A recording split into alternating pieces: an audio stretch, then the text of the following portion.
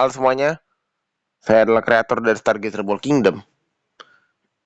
Dan sekarang kita akan nge-breakdown detik-detik pengeboman Hiroshima dan juga Nagasaki ya. Ini udah 1080 dan track audionya Indonesia, teksnya Indonesia ya. Ini aslinya sih bahasa Inggris ya, tapi ini track audionya gue ubah ke Indonesia. Dengan kekalahan Jerman pada tanggal 8 Mei tahun 1945, Amerika Serikat berada dalam situasi yang genting. Bahkan dengan kehancuran kekaisarannya yang terus-menerus, Jepang tidak akan menyerah begitu saja. Amerika Serikat punya dua pilihan, memobilisasi lebih dari 2 juta orang dan menyerbu pulau-pulau asal Jepang, menimbulkan hampir 1 juta korban dan menambah 2 tahun perang, atau menggunakan salah satu senjata paling merusak dan berteknologi canggih yang dikenal manusia. Amerika memilih yang terakhir. Pada tanggal 6 Agustus tahun 1945, Enola Gay meninggalkan Kepulauan Mariana Utara. Di dalamnya terdapat senjata fusi tipe senapan seberat 15 kiloton yang diisi dengan lebih dari 145 pon uranium yang sangat radioaktif. Namanya adalah Little Boy. 6 jam kemudian pada ketinggian 31.000 kaki, bom atom pertama dijatuhkan di atas kota Hiroshima dengan konsekuensi yang dahsyat. Wih, mantap. Tuh kan hampir rusak parah. Namun, bagaimana tepatnya bom atom Little Boy bekerja? Apa saja bagian dan mekanisme bom nuklir pertama? Proses apa yang dilaluinya selama peledakannya? Mengapa Hiroshima menjadi sasaran? Seberapa besar zona ledakan itu? Berapa banyak kota yang hancur? Dan yang terpenting, berapa banyak korban jiwa dari pihak Jepang ketika bom atom Amerika pertama mencapai tujuannya? Just created my dream anime character and now she's texting me back like we're best friends. This AI is absolutely wild. Ketika bom atom Amerika pertama mencapai tujuannya. Mengapa Hiroshima menjadi sasaran? Pemilihan sasaran tunduk pada kriteria berikut. Pertama, sasaran harus lebih besar dari 4,8 km atau 3 mil diameternya dan merupakan sasaran penting di kota besar. Kedua, sasaran harus memungkinkan gelombang ledakan untuk menciptakan kerusakan yang efektif. Ketiga, sasaran tidak mungkin diserang pada bulan Agustus tahun 1945. Ketika memutuskan kota-kota Jepang mana yang akan menjadi sasaran para perencana perang AS, ada 5 pilihan. Kukura, lokasi salah satu pabrik amunisi terbesar di Jepang. Hiroshima, pelabuhan penyisihan dan pusat industri yang merupakan lokasi markas besar militer utama. Yokohama, pusat perkotaan untuk pembuatan pesawat terbang, peralatan mesin, dermaga, peralatan listrik, dan kilang minyak. Nagata, pelabuhan dengan fasilitas industri, termasuk pabrik baja dan aluminium, dan Kyoto, pusat industri utama. Kota-kota ini sebagian besar tidak tersentuh selama serangan bom malam hari, dan Angkatan Udara setuju untuk tidak memasukkannya dalam daftar target sehingga penilaian akurat atas kerusakan yang disebabkan oleh bom atom dapat dilakukan.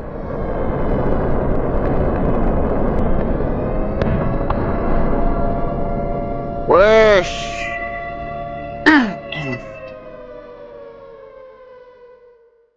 Hiroshima akhirnya dipilih karena alasan berikut. Pertama, kota itu merupakan depot tentara dan pelabuhan penyerahan yang penting di tengah kawasan industri perkotaan. Kedua, kota itu merupakan target radar yang bagus dan ukurannya sedemikian besar sehingga sebagian besar kota dapat rusak parah. Ada bukit-bukit di sekitar kota yang akan meningkatkan kerusakan ledakan secara signifikan.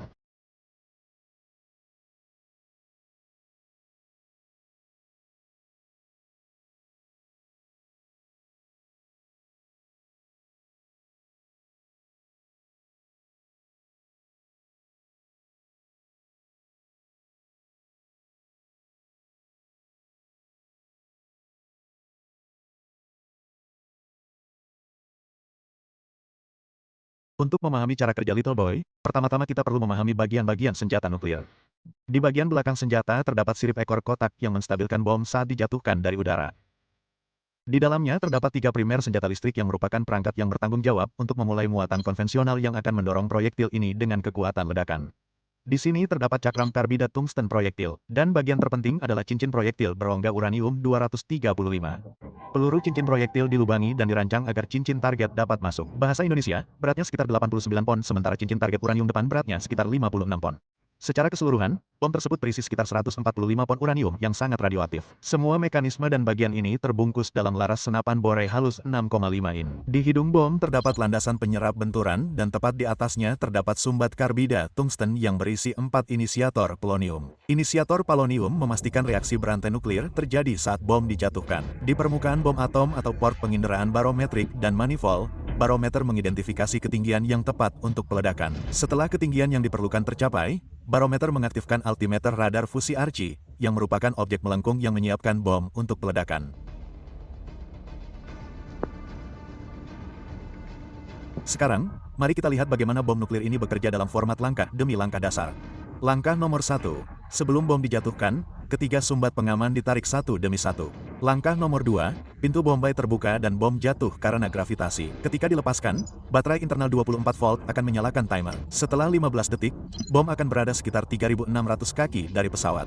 Langkah ketiga, beberapa altimeter radar diaktifkan yang terletak di bagian depan bom. Tahap barometrik ditambahkan karena ada kekhawatiran bahwa sinyal radar eksternal dapat meledakkan senjata terlalu dini. Setelah aktivasi, barometer mendeteksi ketinggian yang diinginkan sekitar 580 meter atau 900 kaki karena bom Little Boy dirancang untuk meledak di udara.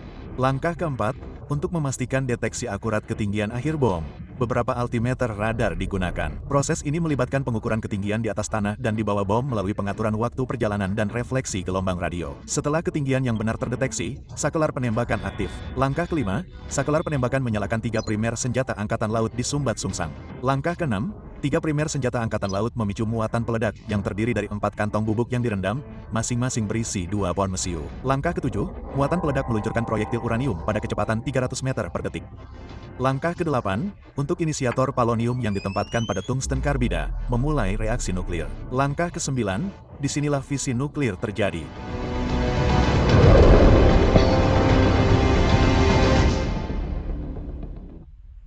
Ledakan-ledakan udara yang dilepaskan dari hulu ledak atom kecil dengan hasil 15 kiloton di atas kota Hiroshima Oke, gua pikir memiliki bakal ledak. konsekuensi yang dahsyat.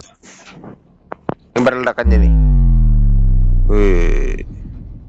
Setelah ledakan, bola api yang sangat panas dan bercahaya terbentuk, meluas hingga radius 200 meter, menguapkan semua yang ada di jalurnya. Mereka yang berada di dekat ledakan menguap dan dalam radius 340 meter. Semua bangunan hancur, menewaskan 16.000 warga sipil Jepang dalam hitungan detik. Segera setelah ledakan, beberapa gelombang ledakan destruktif berkembang, bergerak cepat menjauh dari bola api. Zona radiasi ekstrim memiliki radius 1,2 km.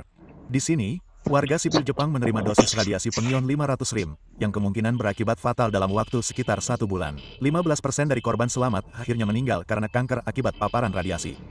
Dalam radius 1,7 km, gelombang kejut yang dipancarkan terukur pada 5C, yang juga dikenal sebagai zona ledakan kerusakan sedang. Di sini, sebagian besar bangunan tempat tinggal runtuh. Cedera terjadi di mana-mana, dan kematian tersebar luas. Sebagian besar kebakaran komersial dan perumahan dimulai di area ini dengan bangunan yang rusak menyebarkan api ke seluruh kota.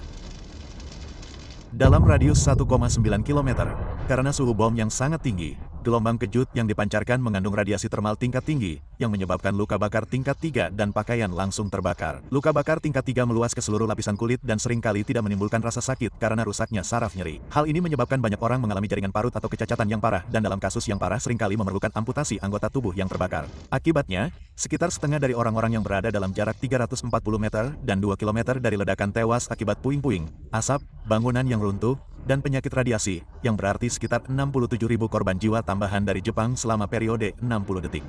Dalam radius 1,9 km, terdapat zona kerusakan ledakan ringan. Di sini, kerusakan disebabkan oleh guncangan yang mirip dengan yang dihasilkan oleh guntur atau ledakan sonik, tetapi dengan kekuatan yang jauh lebih besar. Meskipun beberapa jendela pecah lebih dari 10 mil jauhnya, cedera yang terkait dengan kaca yang berterbangan umumnya terjadi pada tekanan sekitar 1 PSI. Kerusakan ini setara dengan jarak sekitar 3 mil atau 4,8 km dari titik nol untuk ledakan nuklir 15 koton. Kerusakan di area Hiroshima ini sangat bervariasi karena gelombang kejut dilepaskan beberapa kali dari bangunan, medan, dan bahkan atmosfer. Saat responden pertama bergerak ke dalam, jendela dan pintu tertiup angin, dan talang, penutup jendela, atap, dan bangunan yang dibangun dengan konstruksi ringan mengalami kerusakan yang semakin parah. Sampah dan puing-puing bertambah saat bergerak menuju titik nol, dan ada peningkatan jumlah mobil yang mogok dan hancur yang membuat kendaraan darurat sulit lewat, meningkatkan jumlah total kematian menjadi 97.000 selama periode 60 detik dengan tambahan 155.000 orang yang terluka juga.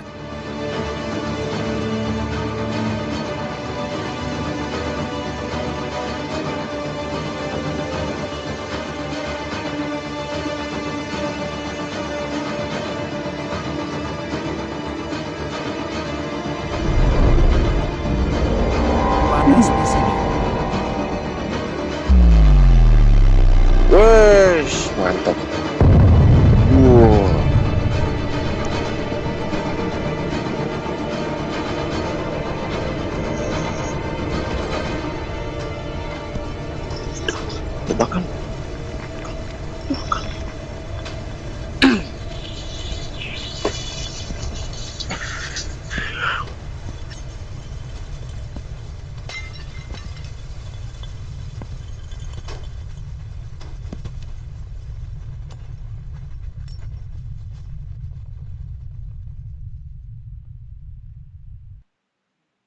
You're stranded on a highway. Who do you ask for directions?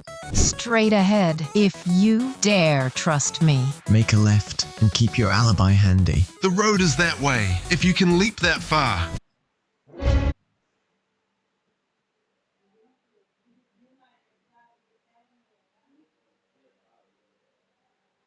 Oke, ini lanjut ke yang Nagasaki ya.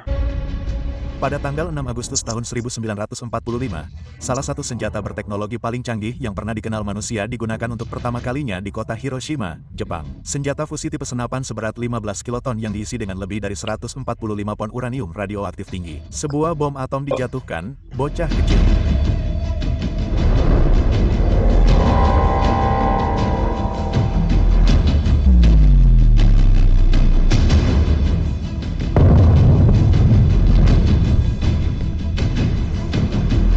Hasilnya adalah lebih dari 100.000 korban jiwa di Jepang selama 60 detik.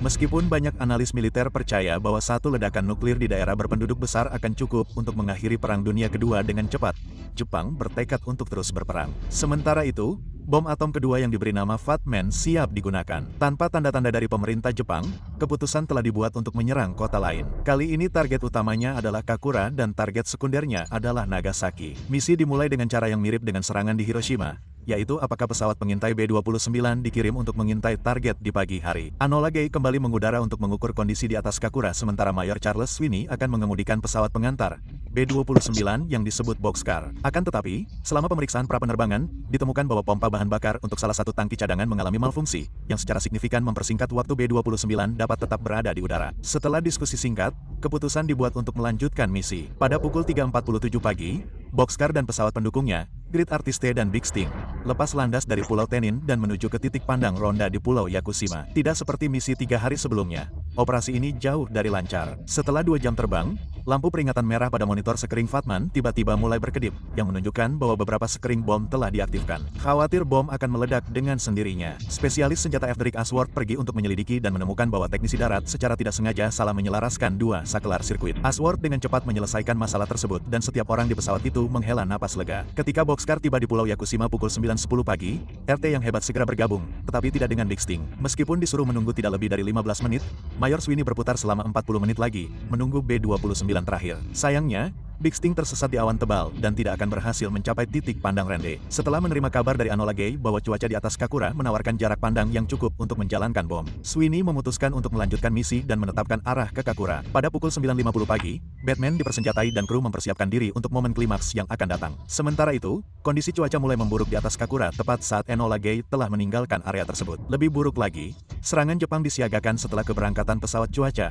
yang akan membuat misi menjadi lebih sulit. Boxcar dan artis yang hebat tiba di atas Kakura pada pukul 9.44 pagi dan mendapati kota itu diselimuti awan dan asap hitam pekat. Pesawat memulai pengeboman, tetapi pembuat bom, Kapten Kermit, melaporkan kepada Sweeney bahwa ia tidak dapat menemukan titik sasaran karena awan dan asap tebal. Sweeney telah diperintahkan secara tegas untuk mengebom secara visual daripada menggunakan panduan radar yang tidak dapat diandalkan sehingga penempatannya bisa sedekat mungkin dengan target. Kedua pesawat menghentikan pengeboman dan mencoba lagi, tetapi Kermit sekali lagi tidak dapat menemukan titik sasaran. Asap dari serangan bom pembakar Amerika di kota Yatawa yang berdekatan mengaburkan target dan pabrik-pabrik industri Jepang di daerah itu menghasilkan asap hitam tebal. Komandan Komando Pengebom ke-21 Angkatan Udara AS, Mayor Jenderal Curtis Lame telah meningkatkan kampanye pengeboman pembakar di kota-kota Jepang setelah serangan di Hiroshima. Meskipun kampanye pengeboman strategis yang diperbarui dimaksudkan untuk membujuk musuh agar menyerah, hal itu sekarang malah menghambat misi ini. Pada pengeboman ketiga, gerbong box kehabisan bahan bakar setelah berada di atas Kakura selama 45 menit dan pesawat tempur musuh telah terdeteksi di radar. Pengeboman ketiga juga gagal dan Kapten Sweeney harus membuat keputusan.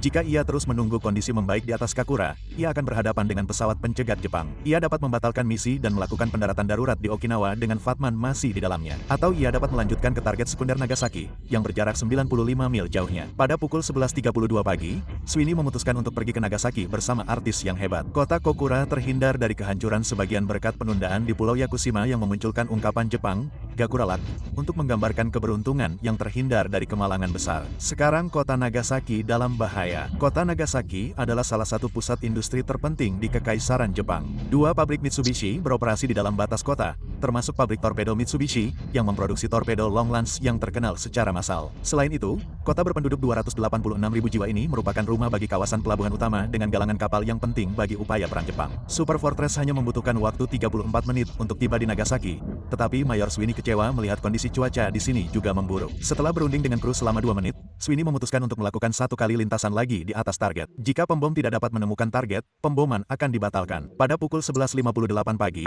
Boxcar memulai pengeboman terakhirnya. Tepat pada saat ini, Dewan Perang Tertinggi Kekaisaran Jepang sedang bertemu di Tokyo untuk membahas penyerahan bersyarat kepada sekutu. Awan masih terlalu tebal di atas Nagasaki, memaksa Kapten Kermit untuk menavigasi menggunakan radar. Dia memindai kota melalui lokasi bom sebelum melihat celah kecil di awan 2 mil di utara titik tujuan yang ideal. Mengetahui sekarang atau tidak sama sekali, Kermit meneriakkan bom. Sebelum segera mengoreksi dirinya sendiri, bom pergi. Si gendut terjatuh bebas dan gerbong box beserta seniman hebat itu melarikan diri dari sasaran.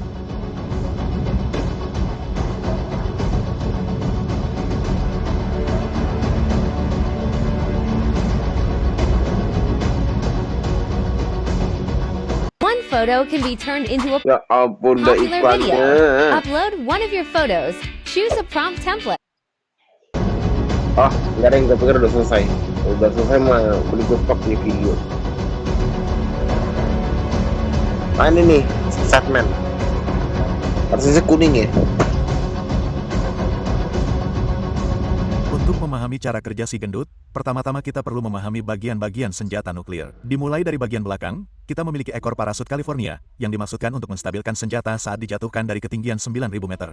Berikutnya, kita memiliki pengumpul tabung batang, yang membantu mengukur ketinggian bom. Bagian ini berisi sakelar tabung batang, radar, dan pengatur waktu. Bergerak lebih jauh ke depan adalah 32 kabel detonator yang terhubung ke set penembakan, juga dikenal sebagai unit X, yang ditempatkan di dekat muatan. Di ujung senjata yang berlawanan terdapat baterai 24 volt yang diperlukan untuk meledakkan senjata. Bergerak ke bagian luar terdapat 3 colokan pengunci yang dilepas sebelum bom dijatuhkan. Ini adalah 4 antena radar panahan yang aktif saat bom mencapai ketinggian ledakannya. Terakhir, di bagian depan bom, kita memiliki 4 sekering penghancur otomatis. Perangkat ini dibuat untuk menghancurkan senjata secara otomatis jika bom gagal meledak setelah dijatuhkan, memastikan senjata tidak jatuh ke tangan musuh.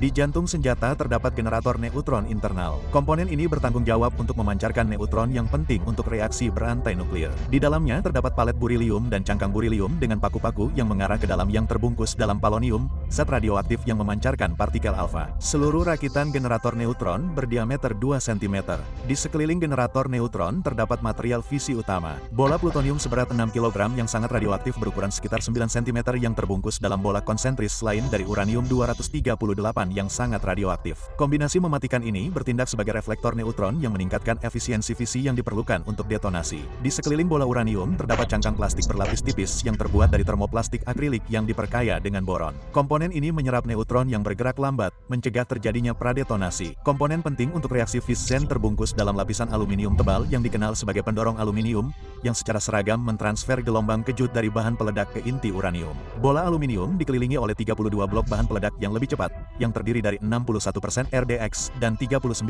TNT. Lapisan tambahan dari 32 blok bahan peledak yang terdiri dari 70% boram nitrat dan 30% TNT terletak di luar membentuk lensa peledak untuk membentuk gelombang detonasi. Setiap blok bahan peledak berisi detonator untuk inisiasi. Rakitan ini disebut sebagai paket fisika yang terbungkus dalam wadah baja tetap untuk menampung ledakan bahan peledak cepat dan lambat. Detonasi yang tepat dan simultan dari semua blok bahan peledak sangat penting untuk detonasi simetris yang memastikan reaksi berantai nuklir. Terakhir, unit X, komponen listrik dengan kapasitor, menghasilkan arus listrik, mendistribusikannya secara bersamaan ke semua 32 detonator. Gue rekamnya malam, Cok.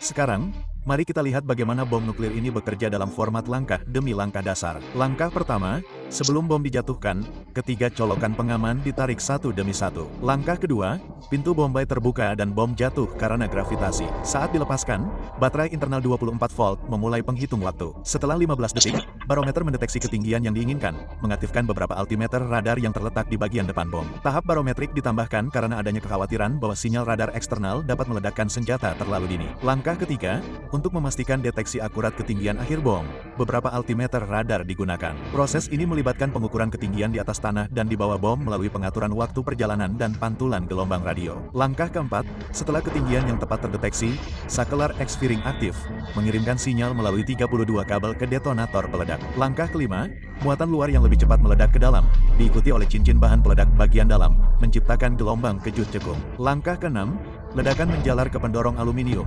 memecahkan bola plastik buron. Langkah ketujuh, gelombang kejut bergerak menuju bola uranium 238. Hal ini membuat bola plutonium lebih padat, sehingga semakin memampatkannya. Dalam prosesnya, gaya ekstrim menghancurkan cangkang berilium dan polonium, melepaskan neutron yang dibutuhkan untuk reaksi yang efisien.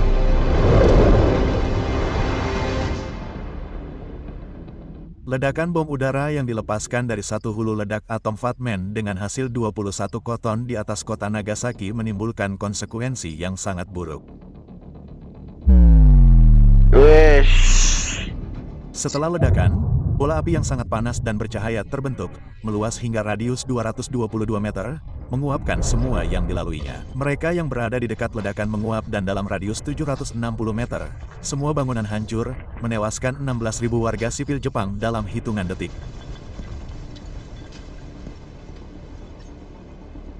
Segera setelah ledakan, beberapa gelombang ledakan yang merusak berkembang, bergerak cepat menjauh dari bola api. Zona radiasi ekstrim memiliki radius 1,31 km. Di sini, warga sipil Jepang menerima dosis radiasi pengion 500 rem, yang kemungkinan fatal dalam waktu sekitar 1 bulan. 15% dari korban selamat akhirnya meninggal karena kanker akibat paparan radiasi. Dalam radius 1,72 km, gelombang kejut yang dipancarkan terukur sebesar 5 C, yang juga dikenal sebagai zona ledakan kerusakan sedang. Di sini, sebagian besar bangunan tempat tinggal runtuh. Cedera terjadi di mana-mana, dan kematian terjadi di mana-mana. Sebagian besar kebakaran komersial dan perumahan dimulai di area ini dengan bangunan yang rusak menyebarkan api ke seluruh kota dalam radius 2,21 km. Karena suhu bom yang sangat tinggi, gelombang kejut yang dipancarkan mengandung radiasi termal tingkat tinggi yang menyebabkan luka bakar pada sepertiga bagian tubuh dan pakaian langsung terbakar. Luka bakar pada sepertiga bagian tubuh meluas ke seluruh lapisan kulit dan seringkali tidak menimbulkan rasa sakit karena rusaknya saraf nyeri. Hal ini menyebabkan banyak orang mengalami jaringan parut atau kecacatan yang parah dan dalam kasus yang parah seringkali memerlukan amputasi anggota tubuh yang terbakar. Akibatnya, sekitar setengah dari orang-orang yang berada antara 760 meter dan 2,21 km dari ledakan tewas akibat luka bakar, puing-puing, asap, bangunan yang runtuh, dan penyakit radiasi, yang berarti sekitar 69.000 kematian tambahan di Jepang selama periode 60 detik.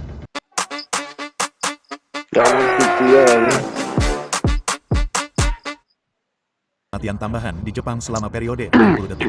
Dalam radius 4,59 km, terdapat zona kerusakan akibat ledakan ringan. Di sini, kerusakan disebabkan oleh guncangan yang mirip dengan yang dihasilkan oleh petir atau ledakan sonik, tetapi dengan kekuatan yang jauh lebih besar. Meskipun beberapa jendela pecah lebih dari 10 mil jauhnya, cedera yang terkait dengan kaca yang berterbangan umumnya terjadi pada tekanan berlebih sekitar 1 PSI. Kerusakan ini setara dengan jarak sekitar 3 mil atau 4,8 km dari titik nol akibat ledakan nuklir berkekuatan 21 kiloton. Kerusakan di area Nagasaki ini sangat bervariasi karena gelombang kejut menghantam bangunan, medan, dan bahkan atmosfer beberapa kali. Saat petugas tanggap darurat bergerak ke dalam, jendela dan pintu tertiup angin dan talang, penutup jendela, atap, dan bangunan yang dibangun dengan konstruksi ringan mengalami kerusakan yang semakin parah. Sampah dan puing-puing bertambah saat bergerak menuju titik nol dan semakin banyak mobil yang mogok dan bertabrakan yang membuat kendaraan darurat sulit lewat. Secara keseluruhan, sekitar 15.000 warga sipil tewas di zona kerusakan ledakan ringan, meningkatkan jumlah total kematian menjadi sekitar 100.000 selama periode 60 detik dengan tambahan 86.000 orang terluka juga.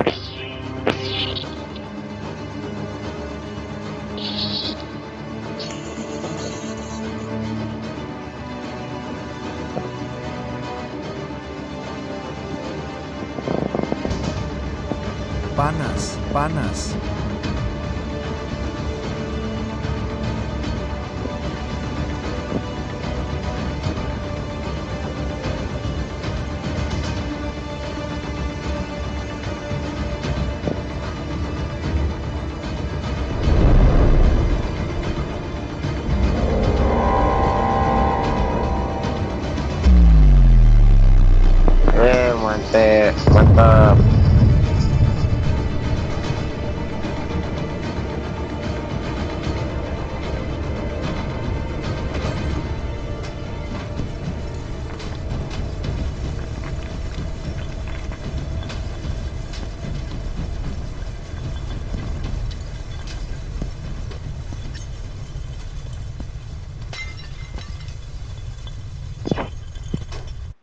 Oke, sampai di sini dulu videonya ya.